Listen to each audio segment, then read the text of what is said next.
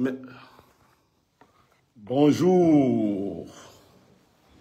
Bonjour. Heureux de vous avoir connecté. Je sais que nous avons accusé 5 minutes de retard. Toutes nos excuses pour ce léger retard. Le plus important sera dit et fait. Pendant que vous vous connectez et que vous partagez abondamment ce direct, que vous envoyez les cœurs pour qu'il ne soit pas interrompu, parce que il est important que ce direct ne soit pas interrompu. Je voudrais déjà remercier tous ceux qui sont déjà connectés. Je vous invite à partager abondamment ce direct, à envoyer les cœurs. Nous devons échanger. Je disais il y a peu qu'il y a parmi les gens qui sont soit mes intimes, mes amis, ainsi de suite, beaucoup de personnes qui m'ont appelé et qui m'ont dit, Blériot, bon, pour ces personnes-là, elles disent, fais preuve de grandeur, ne réponds pas à Christophe Raoul Mbia. Il faut que je dise que je ne prends pas à la légère tout ce que vous avez dit jusqu'à présent, tout ce que les uns et les autres ont suggéré. Mais j'ai répondu à la plupart des personnes, écoutez mon live, vous saurez quel est l'angle qui est le mien, parce que je ne réponds pas à tout. Sauf que j'ai estimé et j'estime que pour cette fois-ci, il est nécessaire que Blériot Niémé prenne la parole et qu'il réponde. J'aime vous préciser qu'il y a quelques minutes, une heure par là, le sieur Christophe Mbia, qui avait déjà annoncé qu'il allait faire beaucoup de bruit, il allait me montrer ce qu'il a montré à J.Remingono, ce qu'il a montré à Valsero, ainsi de suite. Il dit sur un de ses posts qu'une personnalité importante de la République l'a appelé pour lui dire de ne pas continuer de me dénigrer. Non, non, non, non, non, non, non, non. Je refuse ça. Il faut me dénigrer. C'est impératif de le faire. C'est d'ailleurs ce à quoi tu es destiné. Mais ce n'est pas le problème. Vous vous doutez bien que moi, Niemek, je ne peux pas m'asseoir pour avoir pour objet d'étude Christophe Raoul Mbia. Non, c'est un humain. Et tous les humains, de mon point de vue, se valent. Mais c'est un cadet en tout. C'est un enfant. Et une de ses collègues, dont je vais taire le nom, m'a écrit, elle m'a dit, je ne sais pas ce que ces enfants sont devenus. Je ne les ai pas connus comme ça. Et je lui ai dit, tu ne les as pas connus du tout. Mais, pour ce direct de ce soir, je vais me limiter à parler de ce que M. Mbia a dit, de l'attitude qu'il a eue, mais surtout de ses commanditaires, parce que c'est ça qui est important. Qu'est-ce qui est en jeu dans la sortie de Mbia? Nous allons écouter quelques séquences de cette sortie et nous allons nous arrêter de temps en temps pour analyser ce que nous aurons entendu ensemble.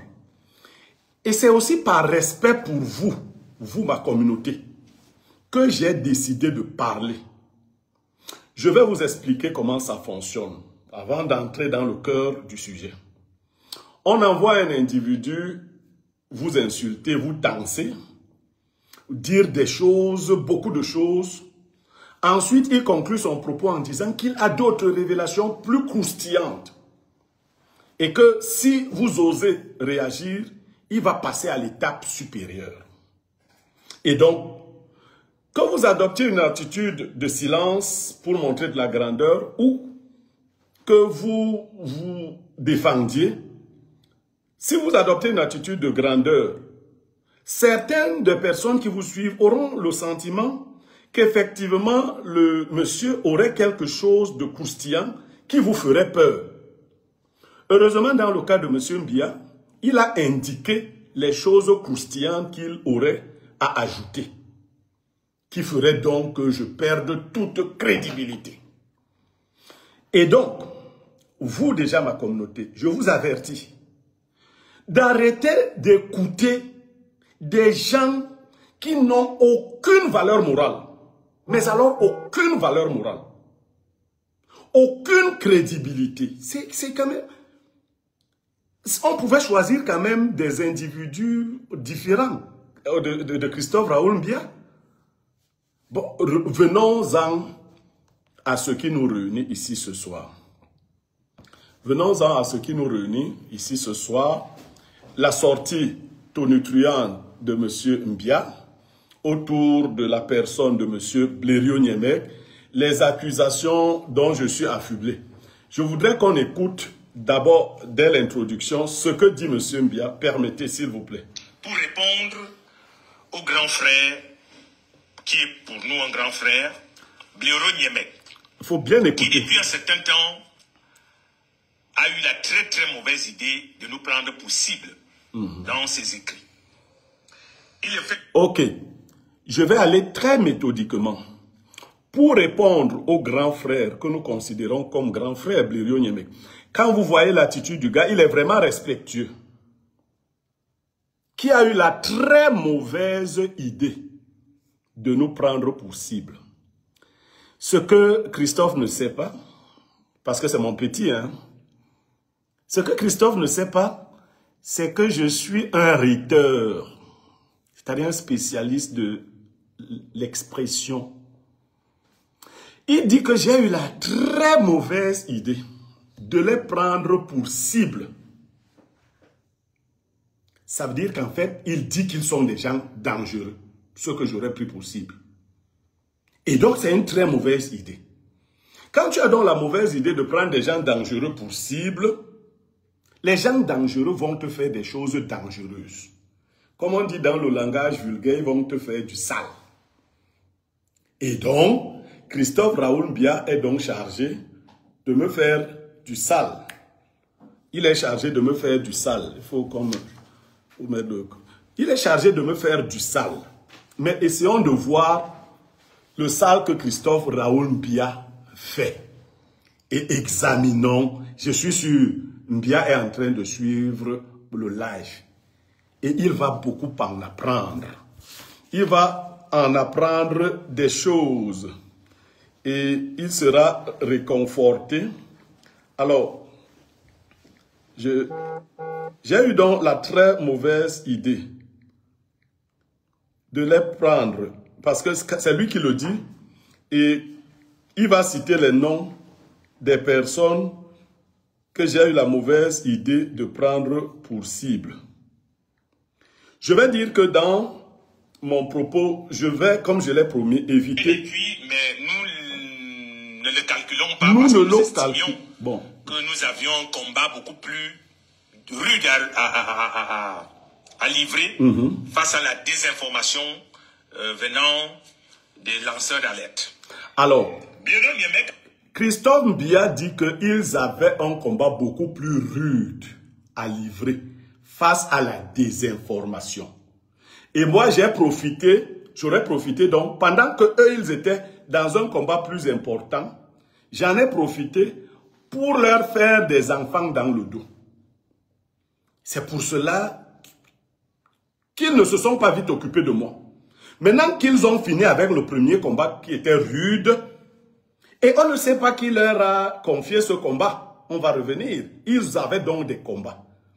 Et quand ils ont fini là-bas, lui s'est dit, je vais m'intéresser à ce grand frère qui a osé nous prendre pour cible. Et je dis encore les parce que c'est ces expressions. J'ai dit que je ne vais pas m'attaquer aux gens qui ne m'ont pas encore attaqué. Qu'est-ce qu'il dit? Ils ont profité pour nous lancer des pics. J'ai profité. Il nous traite de gamins, il nous traite d'insolents, il fait tout. Voilà. Alors, les pics, ceux qui me vaut les attaques de Christophe Mbia, c'est que je les ai traités de gamins.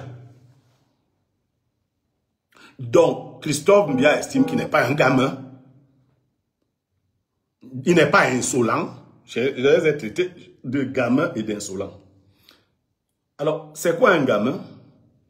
Un gamin, c'est un individu qui est situé entre l'âge puberte et l'âge de l'enfance. Il est là. Mais, plus rigoureusement, un gamin, c'est celui dont les comportements indiquent une absence de maturité. Est-ce que Christophe Mbia est un gamin? C'est vrai qu'il est gamin. Cela saute aux yeux, il est gamin. Il n'y a pas longtemps que Christophe soulève normalement son pantalon. Je lui avais fait la remarque il y a longtemps. On soulève le pantalon. Je parle de lui là. Et puis, est-ce qu'il est insolent? Il est insolent. Même en m'insultant, en disant ce qu'il a dit, il est insolent. Donc, je n'ai rien inventé. Mais je voudrais qu'on écoute Mbia et qu'on parle de ce que Mbia a dit. Nous sommes tout autant surpris de voir que c'est lui qui engage des hostilités comme ça vis-à-vis de nous. Nous sommes tout autant surpris de voir que c'est lui qui engage des hostilités comme ça vis-à-vis de nous. Ça veut dire que nous appartiendrons à une même caste. Et je me serais désolidarisé de la caste et je leur aurais fait un coup bas parce qu'ils sont surpris, dit-il. Il est encore le porte-parole. Nous sommes tout autant surpris. Donc, il se serait attendu, selon Mbia, que je ne dise pas qu'ils sont des gamins, qu'ils sont insolents. Mais ils sont surpris. Donc, il vient en réaction.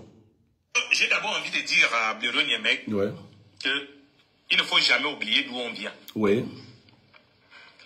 Il y a un film qui est très connu dans ce monde cinématographique, dans le monde cinématographique, le 7e art. Souviens-toi de l'été dernier.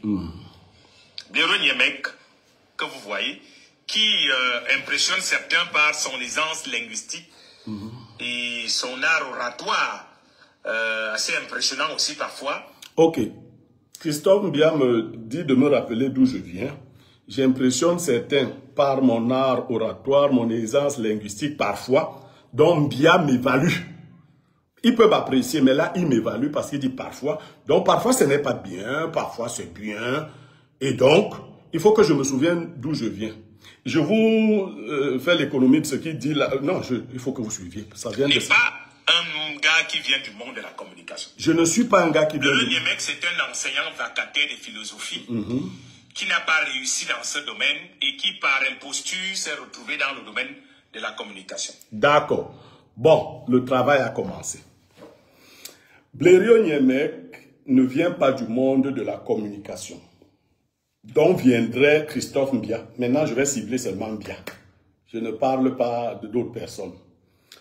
Christophe Mbia viendrait du monde de la communication. Et moi, je ne viendrai pas du monde de la communication. Ceux qui ont la mémoire ouverte se rappellent d'une image de Christophe Mbia à l'ISAM. Parce qu'il va aussi dire que j'ai été à l'ISAM, que j'ai échoué. On va parler de tout ce qu'il a dit. Et donc, Christophe Mbia, lui, il est allé à l'ISAM. Rappelez-vous bien. Mais comme étudiant en journalisme première année. Et il a fait une semaine. Si Christophe Mbia est allé à l'ISAM comme étudiant de première année, il a fait une semaine, il est rentré au groupe L'Anecdote à Vision 4, ça subodore que Christophe Mbia n'avait pas fait journalisme avant. Sinon, il serait allé là-bas pour faire les masters. Mais quand il y allait, il n'y avait pas encore les masters en journalisme. C'est parce que c'est déjà le cas. Donc, il est allé faire première année. Ça subodore que Christophe Mbia a, au plus, en ce moment-là, un baccalauréat. À quel moment et de quelle manière Christophe Mbia viendrait-il donc du monde de la communication? Simplement parce qu'il travaille à Vision 4, il vient donc du monde de la communication. Mais s'il vient du monde de la communication parce qu'il travaille à Vision 4, j'ai aussi travaillé à Vision 4. Et dans les rédactions. Et j'ai été directeur de publication d'un journal appelé La République, qui est apparu plusieurs fois. On va revenir sur ça. Je suis un enseignant vacataire de philosophie qui, malheureusement, n'aurait pas réussi dans ce domaine-là. Je suis obligé de parler de moi aujourd'hui. En tout point, je vais parler de moi. Parce qu'il est beau d'entendre qui je suis. Quand j'enseigne la philosophie dans les lycées et collèges du Sud Cameroun, notamment à Ebolova, lycée classique et moderne d'Ebolova, lycée d'Ebolova rural, dont j'ai tenu la toute première promotion de terminale en philosophie, lycée bilingue d'Ebolova, le Coréa. S'il vous plaît, envoyez abondamment les cœurs, s'il vous plaît. Envoyez abondamment les cœurs, le direct est signalé. Vous tous qui êtes là, plus de 3000 personnes, envoyez-nous les cœurs. S'il vous plaît, il ne faut pas qu'on s'amuse avec ce direct. Il a beaucoup de belles révélations vers sa fin. Donc, envoyez abondamment, que chacun... Envoyez, faites ça comme travail, envoyez les cœurs, envoyez... Pourquoi les gens ont peur? Ils disent qu'ils ont tout pour nuire. Envoyez. Christophe Mbia m'a dit que ce qu'il avait fait à J.Remingono, ce qu'il a fait à Valsero, il va me mettre la vaseline. Je ne sais pas de quoi l'enfant est capable. Mais si l'enfant a les testicules plus gros que ceux de son père, c'est que c'est la hernie. Je crois que cet enfant a la hernie. Et on va lui faire une chirurgie pour lui enlever la hernie. On va lui enlever la hernie. Il a envoyé les cœurs. Envoyez-moi. Je ne veux pas qu'on s'amuse avec ce direct, s'il vous plaît. J'ai des choses, j'ai de la documentation. De la documentation jusqu'à ma vie privée, les titres fonciers et tout. On a un travail. On n'est pas là pour nous amuser. Nous sommes là pour travailler. Donc, voilà. Quand je parlais de mon passage comme enseignant à Ebolova. Alors, quelqu'un qui est un piètre enseignant, je vous donne quelques références. La même année, toutes les autorités de la ville d'Ebolova, je ne sais pas comment elles ont fait, se sont entendues.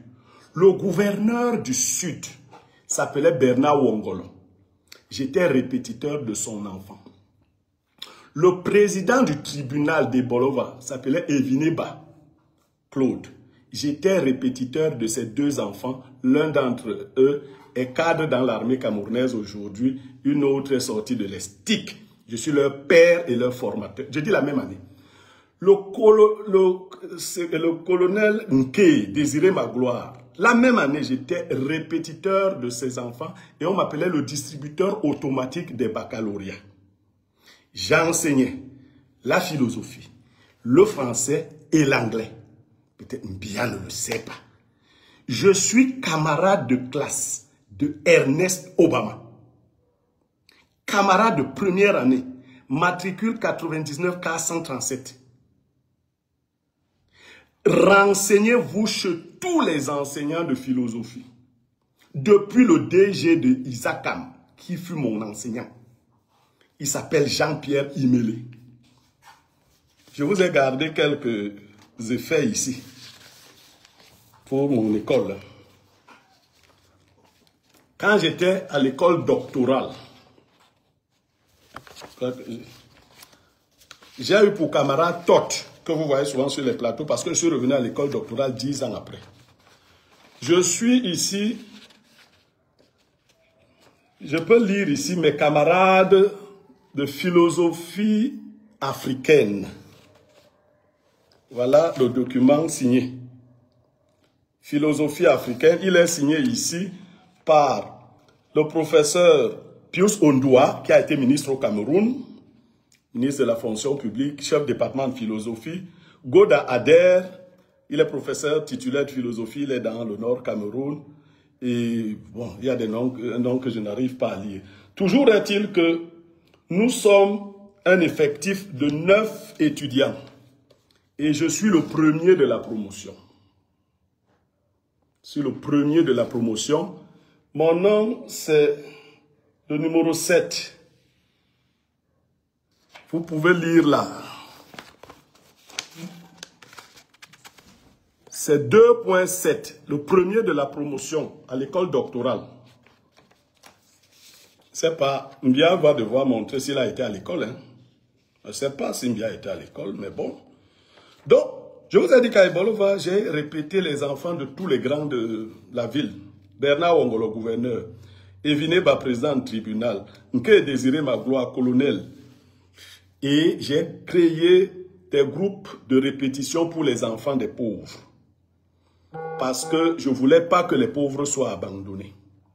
Eux, ils payaient 5 000. Tandis que le gouverneur me payait 100 000. D'ailleurs, c'est son fils même qui payait. Il avait un bureau. J'allais lui donner cours à domicile dans son bureau. Le président du tribunal me payait 50 000 par enfant. C'est quelqu'un qui n'a... Bon, ça c'est en passant parce qu'il faut qu'on suive Mbia. Mbia est un candidat qu'il faut suivre. Si nous ne suivons pas Mbia, l'imposture va continuer.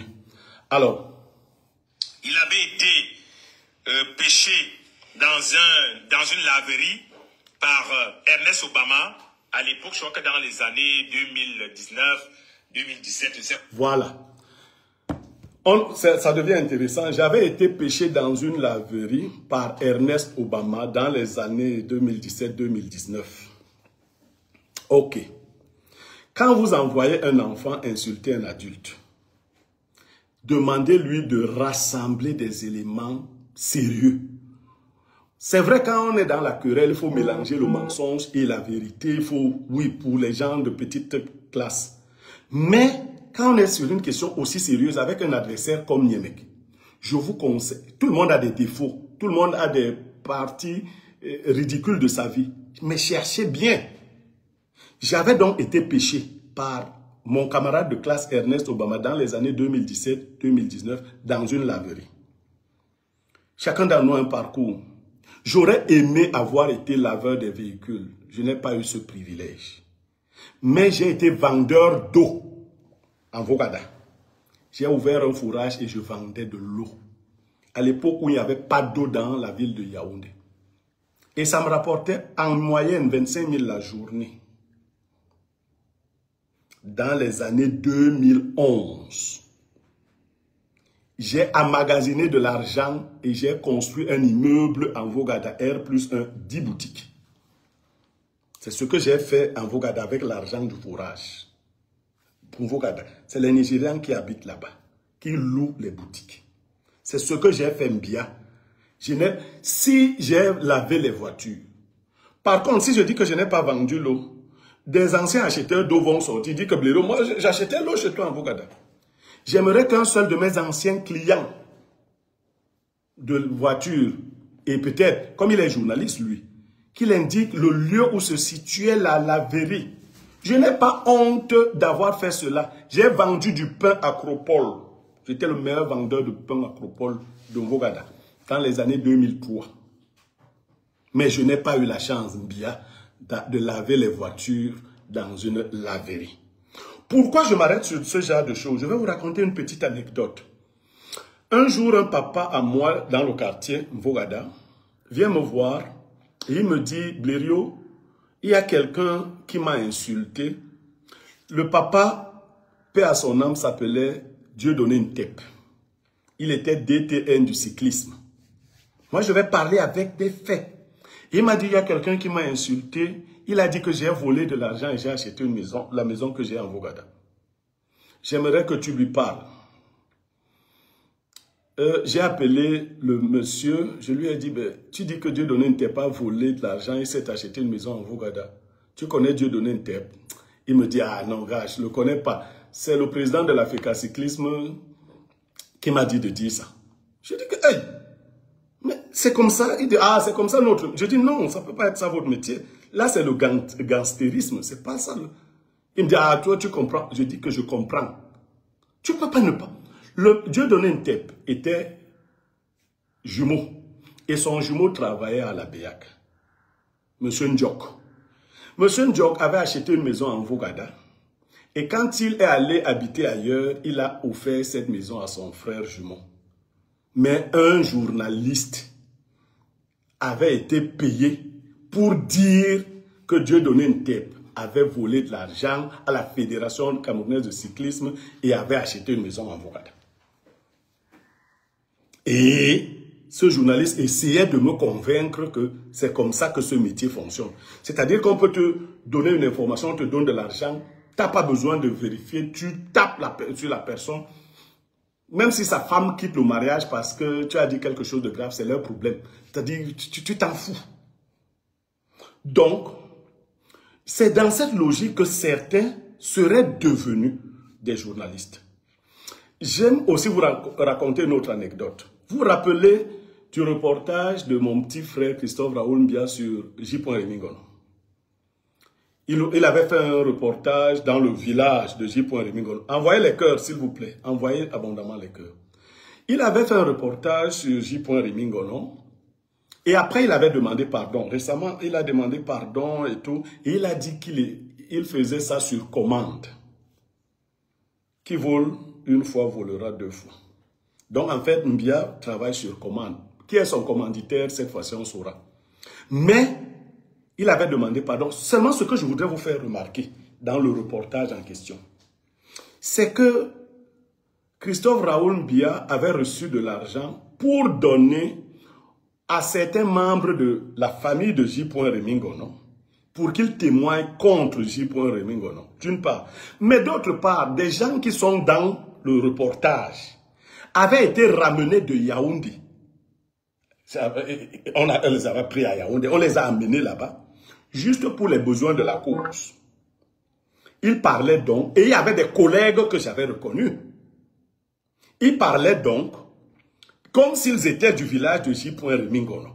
Christophe Raoul Mbia filmait et il posait la voix.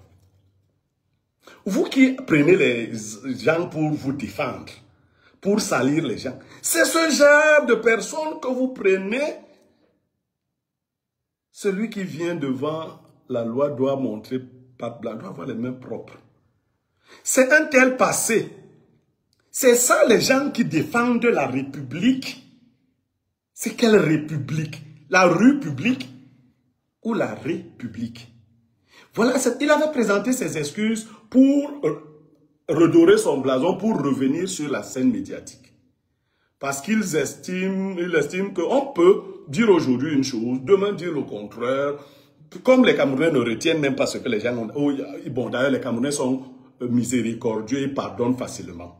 Ils vont vous pardonner et vous allez continuer. Et comme ils ont les vues, les likes, Facebook, YouTube et autres, il faut s'attaquer à tout le monde. Celui qui a dit à Mbia de ne plus me répondre, lui a menti. Il faut qu'il me lave. Parce que moi, je ne vais pas inventer de choses. Je ne vais pas m'attaquer aux petitesses. Je vais démontrer le genre de nouveaux journalistes que notre République a pu fabriquer et qui sont présentés comme des modèles que d'autres jeunes devraient copier. Pour qu'on voit le niveau de décadence que nous avons atteint. Parce que c'est ça mon objectif. Il faut qu'on voit le niveau de décadence atteint par notre société. Alors, écoutons. Très bien. Il avait amené ce grand frère à Vision 4, j'y travaillais déjà. Et Blaireau Niemek vadrouillait là dans les couloirs jusqu'à un jour où son amitié avec Ernest Obama lui avait permis d'être nommé par le président directeur général à l'époque, M. Jean-Pierre Amoblinga, chef service du personnel. D'accord. Christophe Mbia dit donc que Ernest Obama m'avait amené à Vision 4, je vadrouillais, et un jour, mon amitié avec Ernest Obama a fait que le PDG, Amoblinga, me nomme chef service du personnel en remplacement de Mme Loveline Ndje. Il est bon que je clarifie donc. Je suis à l'école doctorale en 2012. 2012, 2013, 2014. J'ai un camarade qui s'appelle Télé Célestin. Il est pasteur, il est prêtre, il est même déjà évêque orthodoxe. Donc il nous suit même là. Il est évêque orthodoxe. Il assiste aux émissions de Nathan Amou. Et une des émissions de Nathan Amougou s'appelle Sans Tabou, c'est une émission de mystère. Un jour, ils ont un débat, ils projettent un débat sur la Rose-Croix à Morgue. Et le camarade Télé Célestin dit à Nathan Amougou que vraiment lui n'en sait pas grand-chose, mais il va contacter un camarade de classe qui en sait suffisamment. Et le camarade pourra venir parler de ça. Télé vient en classe, le père Télé, Monseigneur Télé, et il me fait la proposition. Je n'étais jamais passé sur un plateau de télévision. J'accepte, il me donne le contact de Nathan Amougou. Et je vais donc à l'émission, c'était un jeudi, ça s'appelait Sans Tabou. Je participe à l'émission. Pendant que je suis sur le plateau, Ernest Obama, qui est directeur de Vision 4, mon ancien camarade et ami, appelle Nathan Amougou. Nathan ne prend pas, il lui écrit, il lui dit « Envoie-moi le numéro de Blériot, c'est mon ancien camarade. » Donc mon premier passage à Vision 4, c'est le fait de Nathan Amougou. Je deviens donc l'invité de Nathan Amougou sur cette émission parce que je me montre pertinent. Allez voir les émissions avec le 49e Moudra. À l'époque, il est décédé, un Bamoun. C'est nous qui avons fait l'émission Sans Tabou. Nathan Amougou a 2 émissions, il a Panafritude et Sans Tabou. Nathan Amougou a des problèmes avec le CNC, il est suspendu. Francis Bonga prend la direction de Panafritude. Et Martial Ouna, on décide, parce qu'on a suspendu aussi l'émission Sans Tabou. On crée une nouvelle émission qu'on appelle Au cœur des mystères. Je suis le premier invité d'Au cœur du mystère avec pour présentateur Martial Ouna. Voilà comment on parle de l'histoire. Je suis donc au cœur du mystère avec Martial Ouna. Et maintenant, Francis Bonga qui a pris Panafritude, il y a une situation qui s'est produite. Le PDG du groupe L'Anecdote a envoyé en prison les 2 principaux intervenants sur Panafritude. David Eboutou, docteur aujourd'hui, et paix à son âme, Sapak. Il faut remplacer ces 2 têtes à l'émission Panafritude. Ernest Obama dit donc au PDG qu'il a 2 éléments qui ont le niveau de remplacer ces gens-là sans qu'on ressente leur absence. Le PDG accorde cela à Ernest Obama. Et lui, David Lobé, et moi, et Ndjama, c'est comme mon autre frère, Ndjama. Mais lui, David Lobé et moi, c'est les 2 qui sont... Parce que Ndjama, lui, il appartenait à l'ancienne équipe. Nous sommes nouvellement pris et nous nous baptisons les notables. Pour ceux qui ont la mémoire. Je suis donc invité tous les samedis à Panafritude avec pour présentateur Francis Bonga. Je suis notable avec lui, David Lobé. Et le PDG du groupe L'Anecdote dit que désormais, puisque nous venons constamment, qu'on nous donne les frais de route. On vote un budget de 100 000 francs pour chacun d'entre nous. Je passe à ces émissions, je ne suis pas personnel de Vision 4. Je viens le jeudi et je viens le samedi. Point. Un jour, je vais rendre visite à Ernest Obama. En journée vers 16 h. Nous ressortons de son bureau vers 17 h. Envoyez les cœurs. Notre direct est attaqué, s'il vous plaît. Ne permettez pas à ceux qui ne veulent pas suivre la vérité de s'amuser. On ne va plus s'amuser. Facebook, envoyez-nous les cœurs. YouTube, envoyez les cœurs, s'il vous plaît. Abondez. On est sérieux là, s'il vous plaît. Envoyez-nous les cœurs, s'il vous plaît. Donc, je vais rendre visite à Ernest Obama. Nous sortons de son bureau. Nous nous arrêtons parce que le PDG du groupe L'Anecdote, M. Jean-Pierre Amougou Blinga, est en train de partir. Je ne l'ai jamais vu. Mais il a garé son véhicule et il est en bras de chemise. Il a laissé son costume à son garde de corps. Il fait un tour et il s'arrête. Et il regarde du côté d'Ernest Obama et il me voit. Il me dit, vous, venez. Je viens vers lui. Il me dit, c'est vous, M. Niemek? Je dis oui. Il dit, venez me voir demain à 11 h. Je dis, bien reçu, PDG. Je vais vers Ernest, Je lui dis, il m'a dit de venir le voir demain à 11 h. Obama me dit, mon ami, mon frère, ah ben si tu as un problème de 200 000 au quartier, sache que c'est déjà résolu. Il t'apprécie beaucoup, hein? Il va te donner de l'argent. Voilà. Je viens le lendemain à 11 h, un peu avant 11 h. Je trouve que le PDG a dit qu'il ne reçoit personne. Mais son garde de corps, Francis, c'est un gars, un officier de police, me reconnaît, il dit non. Il a demandé hier à ce monsieur de venir le voir. Et pendant qu'on discute, le PDG, c'est après que je saurai, il a une caméra dans son bureau, il me voit, il ouvre la porte de son bureau et il me dit, entrez, j'entre. Dès que j'entre, M. Amougou Belinga me demande, veux-tu travailler avec moi? Alors, vraiment, je lui réponds tout de suite oui. Il me dit donc, tu vas aller faire un dossier et tu viendras me le remettre. Il met la main dans la poche, il sort un paquet, il me remet, c'est 100 000. Et il y a un billet de 10 000 qui s'est collé sur le paquet de 100 000, donc c'est 110 000. Je descends, je vais au bureau d'Ernest. Je lui dis, j'étais là-bas, il me dit, tu as donné combien? Je lui dis 100 000. Mais il y a un billet de 10 000 qui s'est collé là.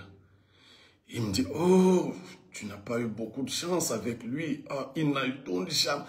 Mon ami est convaincu que je lui mens. Il me dit, il me donne chance. Et je lui ajoute, il m'a dit, non, d'aller faire un dossier et de venir le voir avec. Il me dit, ah là, je comprends. Il va te trouver une place quelque part, une bonne place. Il t'apprécie beaucoup. En temps, je ne dirais pas que mon ami ne m'avait pas encore dit par le passé que le retour était bon. Bon, je ne l'en accuse pas, mais je ne le savais pas. Je reviens 2 jours après avec le dossier. Je suis recruté un lundi au groupe L'Anecdote, affecté à la direction générale, et le mercredi de la même semaine, je suis nommé chef du personnel. J'arrive au groupe L'Anecdote avec un bureau. Quand j'entre au groupe L'Anecdote, je suis chef de personnel. Je n'ai jamais été autre chose avant. Je n'ai même jamais rien. On peut aller vérifier. Et ma note me dit, je vais découvrir qu'une collègue qui est aujourd'hui en Europe avait été chef du personnel, mais je n'ai pas été là quand elle était chef du personnel. Je suis arrivé chef du personnel. Recruté lundi, nommé mercredi. Et de lundi à mercredi, j'ai séjourné dans le bureau d'Ernest Obama. Comme ami, on allait manger. D'ailleurs, il adore faire ce genre de choses. On a toujours, récemment même, on a mangé. Après ma démission d'Info TV, il m'a invité à manger. Peut-être que Raoul ne le sait pas. On a mangé au niveau de l'hôtel de ville, là, chez Micheline. On a mangé, voilà. C'est ce qu'on a fait, Ernest Obama et moi, après ma démission. Donc, c'est comme ça que j'arrive au groupe L'Anecdote, mon petit. Je suis chef du personnel. Alors, le petit va plus loin, il dit donc que quand j'arrive, je commence à jouer les directeurs d'école primaire, je ne sais pas quoi, j'arrive à 6 h. Mon Dieu. Quand il dit même qu'un chef du personnel arrive à 6 h, il croit me dénigrer en le disant.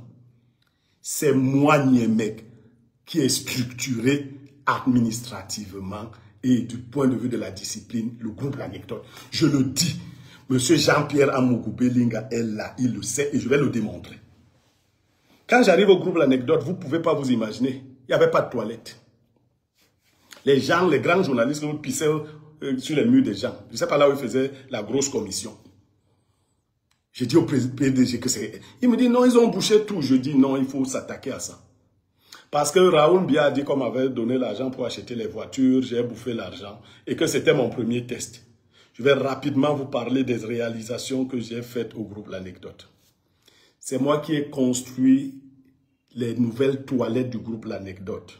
C'est moi qui ai remis en service les anciennes toilettes. Quand vous entrez au groupe L'Anecdote, les pavés, c'est moi qui ai fait enlever ce qu'il y avait là et qui ai fait couler le sol parce que les pavés se gâtaient tout le temps et il fallait toujours un budget. Le portail du groupe L'Anecdote, c'est moi qui l'ai fait refaire.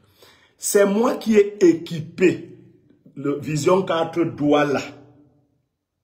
Vision 4 Douala. Ce jour-là, j'ai reçu beaucoup d'argent pour aller équiper Vision 4 Douala. Vous savez ce que j'ai fait? J'ai appelé mon frère Ernest Obama. Je lui ai dit, porte l'argent là.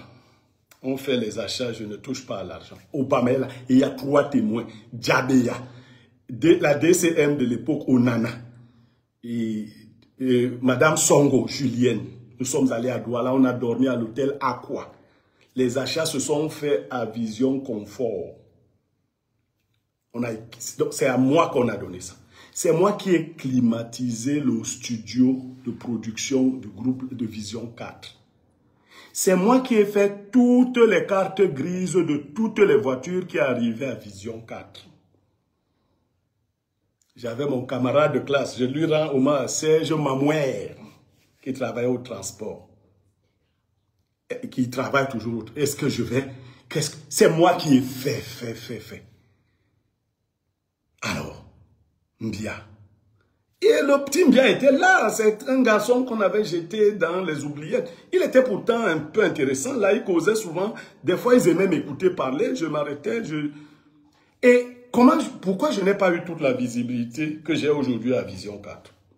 Tout simplement parce que les camarades de lutte sur Tour d'Horizon s'étaient entendus. Ils avaient dit, Niamey est trop fort, ne lui donnons pas de l'espace ici. Ils sont là, ils le savent. J'étais dans un réserviste qu'on surveillait. Et celui qui savait que j'étais trop fort en premier, et qui le sait, et qui l'a toujours dit, c'est Ernest Obama. Nous avons 60 camarades de classe, Ernest Obama et moi. Tout le monde sait. Je ne suis pas en train de faire la comparaison avec... Non. Ernest est le premier à me citer parmi les 4 bassins les plus intelligents. Il le dit de sa bouche. Il dit Cabral Libi, il dit Pierre Blériot Niemey, Baebek, et il nous met entre Mathias et il dit que Mathias est... Ernest Obama. Mbia, toi tu es sorti d'où pour venir me parler? Voilà comment je suis entré au groupe L'Anecdote. Voilà mes faits d'armes au groupe L'Anecdote. Et comme tout est mélangé dans ta tête, je n'étais pas à Issam avant de venir au groupe L'Anecdote. Je vais à Issam parce qu'un jour, le PDG du groupe L'Anecdote, PCE, président du conseil d'établissement d'Issam, en a marre. S'il vous plaît, envoyez les cœurs, nous sommes menacés. S'il vous plaît. S'il vous plaît, envoyez les cœurs. Le PDG en a marre, il menace de fermer Issam. Et pendant qu'il réfléchit, il se rappelle de l'ordre que j'ai instauré à Vision 4 et au groupe L'Anecdote. Je vous donne un seul témoin. Elle travaille à la CIA TV, Sidoine Moncam.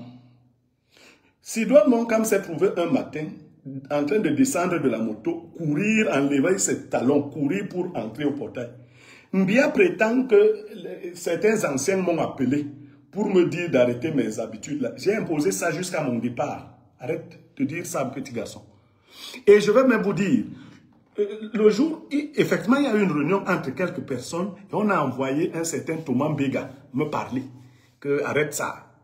J'ai coupé 30 000 de salaire à Thomas Mbega pendant 2 mois. Il a dit que ceux qui t'ont envoyé, celui qui les avait envoyés s'appelait M. Issama, cousin d'Amougou Belinga.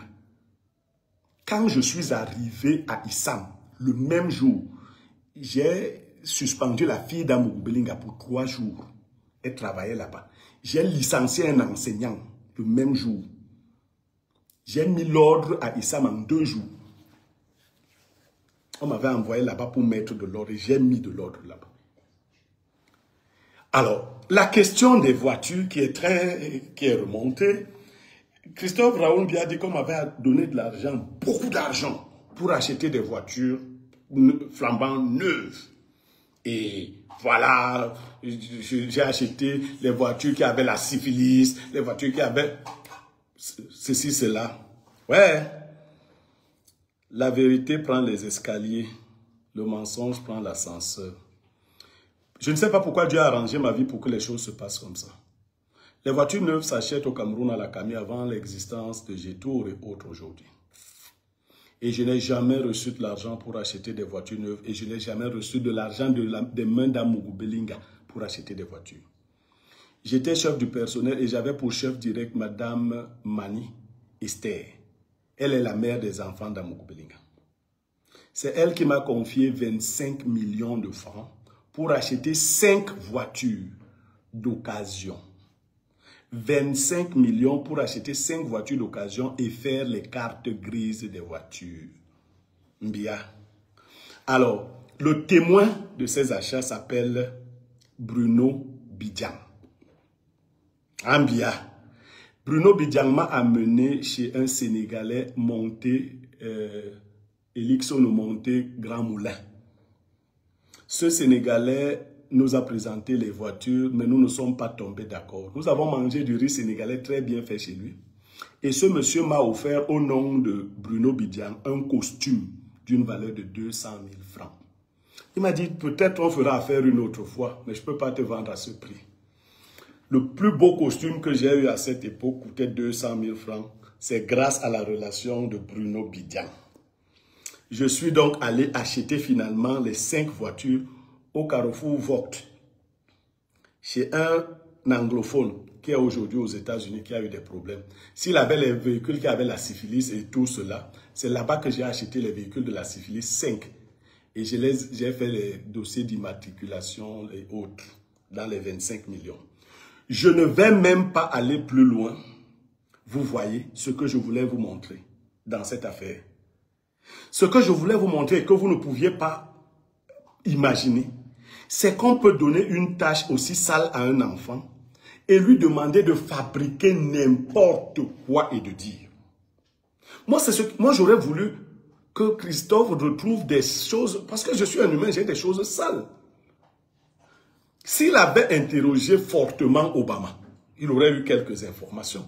Mais j'ai causé avec Obama, il n'a pas interrogé Obama, malheureusement. Je ne suis pas propre, je ne suis pas blanc comme neige. Mais il y a des choses que je n'ai pas faites. Quand j'ai quitté le groupe L'Anecdote, le PDG, à un moment donné, a voulu me créer des problèmes. Il s'est retenu après. Mais ce que je vais donc dire en Mbia, avec témoin, c'est que Amougou Belinga m'a rappelé, quelques mois après m'avoir chassé. Pourquoi vous ne vous posez pas la question? Tout ce qu'on a licencié au groupe L'Anecdote, on les a repris. Pourquoi moi on ne m'a pas repris? Donc, ou bien je suis trop malchanceux. Il n'y a pas une seule. Mon gars a été licencié 5 fois. J'ai donc été licencié et je vais dire pourquoi j'ai été licencié. Mais j'ai été rappelé pour devenir non plus chef du personnel, mais directeur général adjoint. Ce jour-là, quand je suis arrivé au groupe L'Anecdote, ça s'était déjà raconté. Francis Bonga m'a appelé et m'a dit, DG, tu es là? J'ai souri. J'avais reçu la menace d'une personnalité qui m'avait dit, te voilà qui va là-bas. Si tu acceptes cette proposition, tu auras des problèmes avec moi. Je lui ai dit, d'ailleurs, elle avait dit que je n'aille pas. J'ai dit non, je vais. On devait travailler avec ce monsieur. Et quand j'ai dit non, j'avais été reçu par la DRH et la sœur d'Amougou Belinga,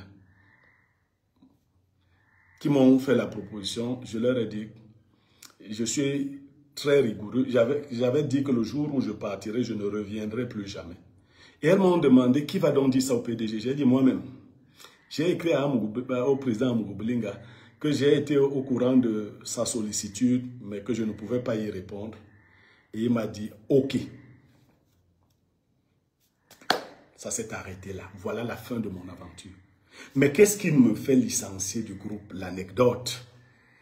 Je parle aujourd'hui parce qu'il est bon que les gens qui me font confiance, les gens qui me suivent, sachent quand même qui je suis. Quel est le parcours que j'ai eu?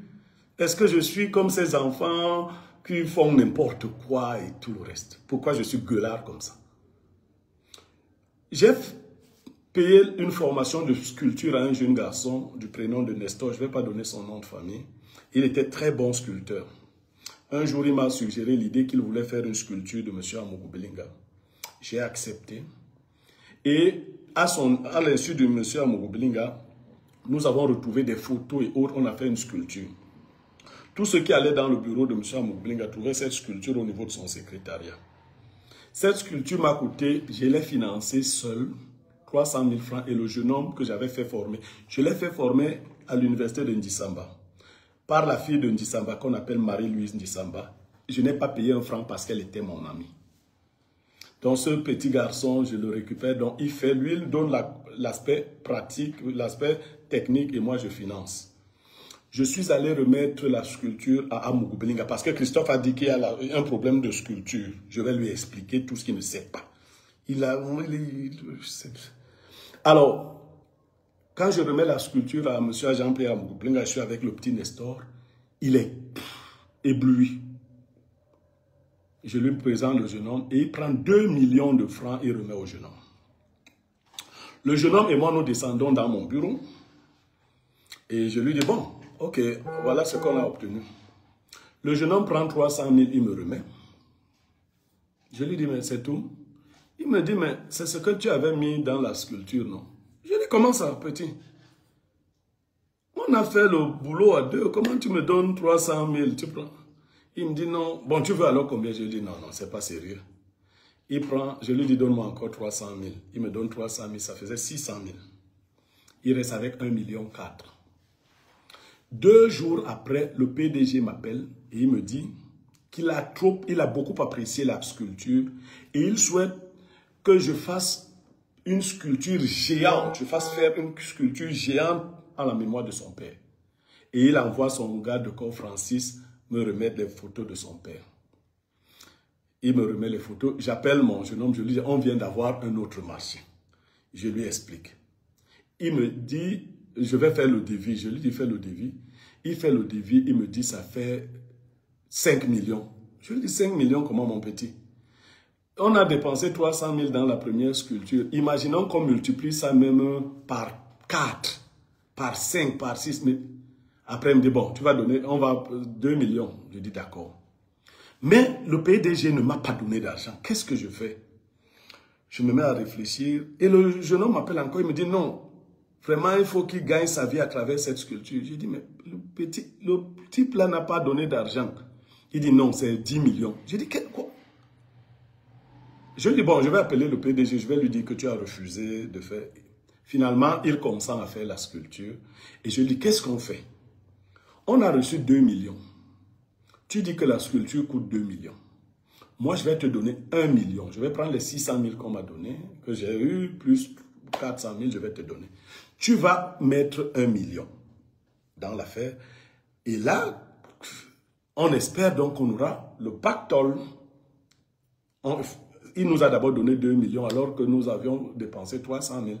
Voilà le deal avec le petit.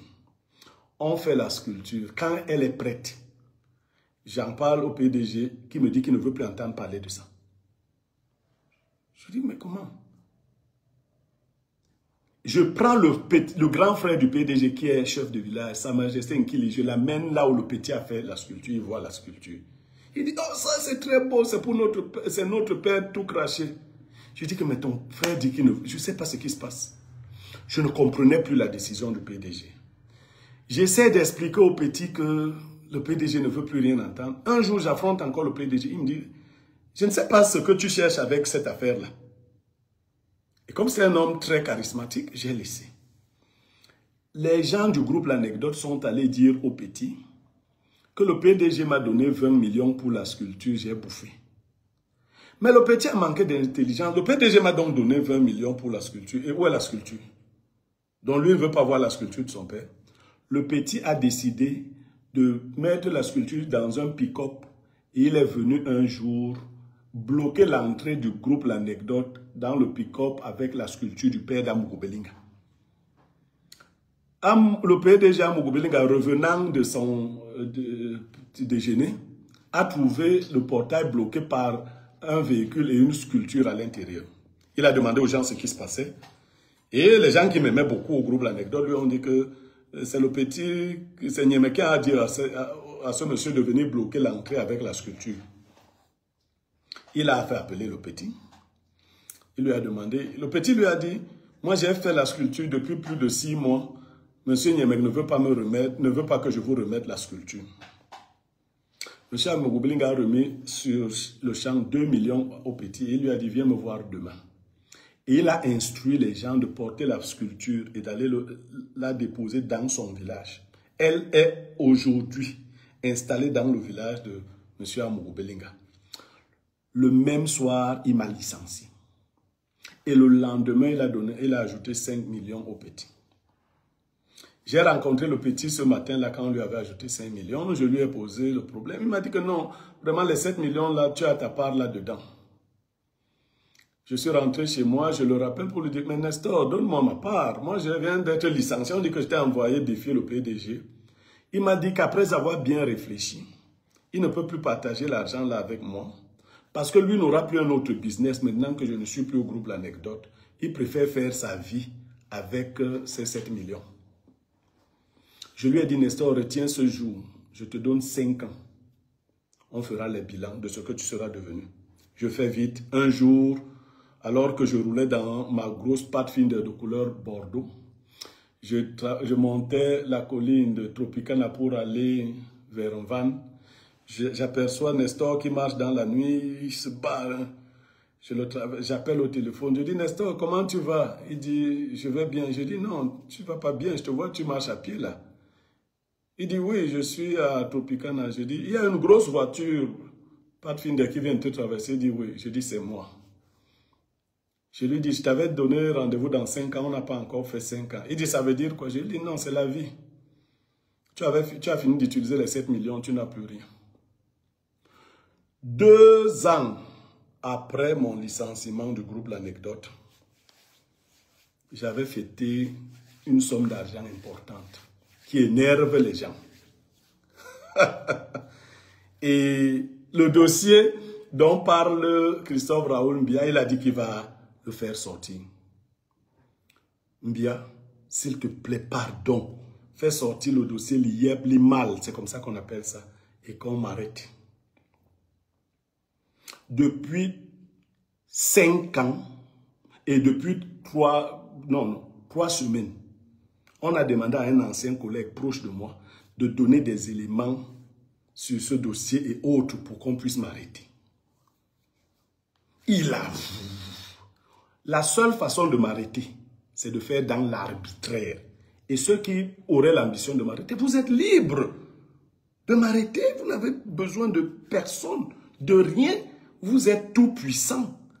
Vous m'arrêtez quand vous voulez. Mais pour trouver une saleté, je suis tellement... Je vais vous dire, il y a 3 catégories d'hommes publics.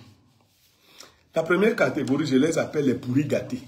Eux, il n'y a plus rien à attendre d'eux, les pourris gâtés.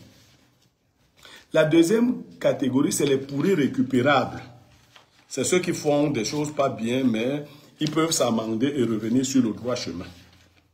Et la troisième catégorie qui est rare, c'est les propres. En général, on envoie les pourris gâtés pour salir les hommes propres. Mbia, depuis que je gueule dans les médias, s'il y avait quelqu'un qui avait quelque chose de grand contre moi, il l'aurait fait. Je voudrais que vous lisiez ici. Procès verbal de constat d'existence et de fonctionnement des comptes l'IEP l'IMAL. Il a été dressé par un huissier de justice. L'an 2022 et le 19 du mois d'avril à 12h30 sur réquisition de monsieur, je laisse le nom parce qu'il ne m'a pas demandé de citer son nom ici, demeurant à agissant en qualité et non pour le compte de mon nom et autres, lequel m'a préalablement exposé, voilà. Les comptes liés, Maître Timdung Mekiache Micheline, huissier de justice à la 6e charge près la cour d'appel du centre des tribunaux de Yaoundé. Est-ce que vous saviez que j'ai fait les choses comme ça?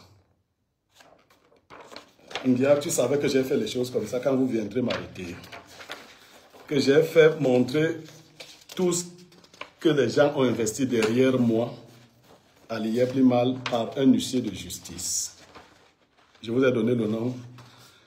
De ce qui précède, j'ai dressé et rédigé le présent procès verbal de constat à 17h45 pour servir et évaluer ce que de droit le cours et autres. Seuls les hommes propres. J'avais entendu d'abord un autre, sous les Onoyo, avait parlé, les gens m'ont dit de répondre. Je réponds, je ne pouvais pas répondre à tous les coups. J'allais faire quoi de Christophe Mbia aujourd'hui si j'avais répondu déjà à Soulé. Et ce document d'un huissier détaille tout ce qui s'est passé. Et vous, toujours à ouvrir? Oui! Vous cherchez l'origine, parce que bien tu as dit quelque part une seule chose de vrai, que je me suis enrichi, ou que je suis riche. Je le suis pas beaucoup, mais un peu. Pas beaucoup, mais un peu. Vraiment, pas beaucoup, mais un peu. Je veux plus qu'on envoie un enfant. Soyez quand même sérieux. Si c'est Obama qui m'avait parlé, mais attendez, soyez quand même sérieux. Sélectionnez les gens. Ne faites pas ça quand même. Ne faites pas descendre la République si bas. Je ne veux pas parler de la vie d'un... C'est un enfant. Et quand je l'appelle gamin, là c'est les actes de naissance. J'ai pris quelques actes de naissance de mes enfants. J'ai pris quelques actes de naissance de mes enfants. Ceux qui sont dans les grandes écoles et autres, je ne vais pas... Quelques enfants tiennent leurs actes. Je n'ai pas demandé que tout le... J'ai 16 enfants. Bien, je ne sais pas ce qu'il fait, s'il a les enfants, s'il n'en a pas, s'il a une femme, je ne sais pas. Mais j'ai une vie quand même. Si je meurs maintenant, on va dire qu'un homme est mort. Si Mbia meurt, on va dire qu'un gamin est mort. Est-ce que quand je dis on va l'enterrer avec la pierre? C'est un enfant. Mbia, vous qui nous suivez, là, faites attention, ne voyez pas les gens porter les costumes. C'est pas ça. Mbia est un enfant, pourquoi vous l'envoyez comme ça? Et s'il est frappé spirituellement, vous pouvez le protéger, que je ne lui porte pas plainte, qu'on ne le mette pas en prison, même quand il fait de la délation. Mais est-ce que vous pouvez le protéger spirituellement? Que je vous envoie certaines informations, des formules que je peux prononcer. Lorsque quelqu'un ment sur moi, je vais donner un exemple. Pour ceux qui sont des autres, ils savent ce qu'on fait au 7e degré de la mort. Si je prononce des formules contre un enfant qui ment sur moi, qui ment, vous allez le protéger comment de ça? Vous détruisez la vie des enfants. Vous avez les enfants de l'âge de bien, non? Pourquoi vous ne les envoyez pas comme agneaux de sacrifice? Vous allez encore l'envoyer, lui, oui, il est mort spirituellement, mais vous l'envoyez, bon, vas-y, il va parler à Niamey, il va parler, il est qui? Il a quoi dans le ventre? Il a quoi dans le ventre, l'enfant là, que vous avez envoyé me parler? Si vous êtes des hommes spirituels, vous savez ce que moi j'ai. Il a quoi dans le ventre? Moi, je suis un homme spirituel. Le bébé là a quoi? Pourquoi vous livrez les enfants des gens? Vous n'aimez pas vous avez vos propres enfants, vous ne les envoyez pas à la guillotine, pourquoi? Vous m'arrêtez, oui. Vous allez me mettre dans une prison humaine, mondaine, matérielle. Mais vous avez déjà mis ces enfants dans les prisons spirituelles. Qui va les enlever des prisons spirituelles dans lesquelles vous les avez plongés? C'est ce que je voulais vous demander aujourd'hui. Vous leur avez donné des charges karmiques qui sont très fortes. Qui va leur enlever ces charges karmiques? Parce qu'ils reçoivent un peu d'argent maintenant et après. Je n'ai pas vu une seule personne recevoir de l'argent d'une mauvaise main et prospérer avec. Aussi longtemps que je me souvienne, les voies de la vérité et de l'amour ont toujours fini par triompher. S'il vous reste quelque chose dans vos cœurs là, un peu juste, même une once de raison et de supplément d'âme, arrêtez. Arrêtez ce genre. Vous n'allez arrêter les gens, mettre les gens en prison, les ceci, les cela, les intimidations, partout, partout. Et tu parles, on va te tuer, Moi, vous me tuez, oui. Je meurs étant un être spirituellement propre. Je mets donc au défi Mbia et toute autre personne qui voudrait parler de moi. On va se mettre devant les gens, nos spectateurs et autres. On va prononcer une formule. Et celui qui sera capable de la prononcer, de parler et de continuer de vivre, on verra. Vous comparez quoi? Vous envoyez qui? Si c'est ce genre de personnes que vous avez comme élément pour envoyer, je vais plus... mais il fallait quand même que je rétablisse auprès des gens qui ont une certaine hauteur. Vous voyez tout ce que j'ai présenté là, tout ce que l'enfant a dit. Et observez quand il parlait hier au camp là, il fuyait même la caméra. C'est comme s'il lisait un document. Il a dit que Obaker, un certain Obaker, avait des informations qu'il allait donner. Je connais 2 Obakers dans ma vie. L'un des Obakers m'a appelé très vite, c'est mon beau-père. Il me dit que, Bombo, les amis ne font que m'envoyer le truc là que Mbia dit. Je ne connais pas Mbia. Je ne connais pas, pardon, mon beau. Je lui dis non, laisse là. Je connais leur technique. Voilà, c'est des teasings et on envoie des trucs comme ça. Alors, qu'est-ce que Obaker va dire? Mais est-ce qu'un homme propre a peur de ce que quelqu'un va dire? Je ne suis pas là-bas. Obama était dans cette maison le 2 avril à mon anniversaire. Son discours était, c'est enregistré. Si vous voulez connaître un homme honnête, l'exemple de l'honnêteté et de l'intégrité, c'est Blériot Niemek.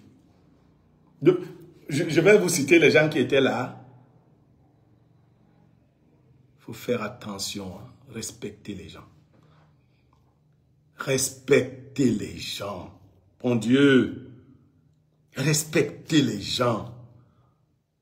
Je suis un self-made man et je continue mon combat. Vous pouvez m'interrompre humainement, mais je vais vous dire, pour ceux qui auraient de telles idées, de telles ambitions, le niveau spirituel qui est le mien est tel que l'homme qui prendra sur lui de m'avoir fait le moindre mal, les générations, de génération en génération, on paiera ça dans sa famille. Et ça, vous ne pouvez rien contre ça. Ce n'est pas la gendarmerie, c'est pas... Non, non, non, non. Et si vous êtes des hommes spirituels, parce que vous n'êtes pas des hommes, vous êtes des paresseux, des jouisseurs. Vous n'avez pas vu les gens qui avaient prédit qu'ils vont me tuer, c'est des petits jouisseurs. Les hommes spirituels, c'est autre chose. Si vous êtes des hommes spirituels, vérifiez ma fréquence. Vous pouvez me tuer, vous pouvez m'emprisonner, mais vous en payerez le prix lourd. C'est clair. Je ne sais pas qui a tué Martinez Zogo. Mais si celui qui a tué Martinez Zogo pouvait imaginer que la mort de Martinez Zogo allait déranger le pays comme ça, je ne suis pas sûr qu'il aurait fait ça. On dit souvent, si j'avais su, viens toujours plus tard. Maintenant, vous êtes libre. Je ne vous répondrai plus jamais. J'ai pris de mon temps aujourd'hui et le temps de mes vrais spectateurs, mes vrais followers, des gens dignes. Et je demande à tous qui ne sont pas d'accord avec moi de vous désabonner de mes pages. Foutez-moi le camp. Vous foutez quoi là? J'ai une idéologie à transmettre. Je n'ai pas besoin des gens. Vous êtes gâtés déjà, vous partez. Moi, je ne compte pas sur ça pour vivre, je ne sais pas, les Mbia et autres là. On l'a rappelé maintenant pour qu'il soit à côté de deux quand même qui ressemblent à des personnes. Parce que honnêtement, j'ai du respect pour le parcours d'Ernest Obama, les efforts de Bruno Bidian. Je ne partage pas leur ligne éditoriale, ça c'est autre chose. Mais je vois des jeunes gens qui se battent. Je n'aime pas rentrer dans les choses pour savoir comment tel gagne son argent. Je m'en fous de l'argent. Ceux qui ont réussi leur vie ne s'interrogent pas. Moi, je ne veux pas savoir comment ils gagnent leur argent.